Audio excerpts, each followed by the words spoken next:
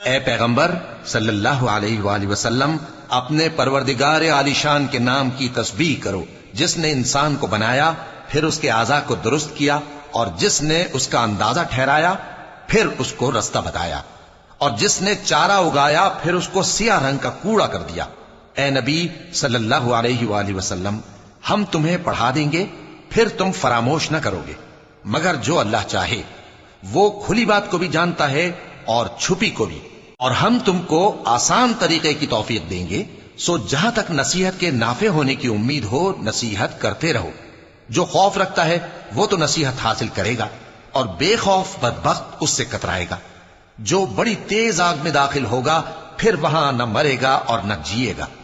بے شک وہ مراد کو پہنچ گیا جو پاک ہوا اور اپنے پروردگار کا نام لیتا رہا اور نماز پڑھتا رہا۔ بات یہ ہے کہ تم لوگ تو دنیا کی زندگی کو ترجیح دیتے ہو، حالانکہ آخرت بہت بہتر اور ہمیشہ باقی رہنے والی ہے۔ یہی بات پہلے صحیفوں میں بھی درج ہے، یعنی ابراہیم اور موسیٰ کے صحیفوں میں۔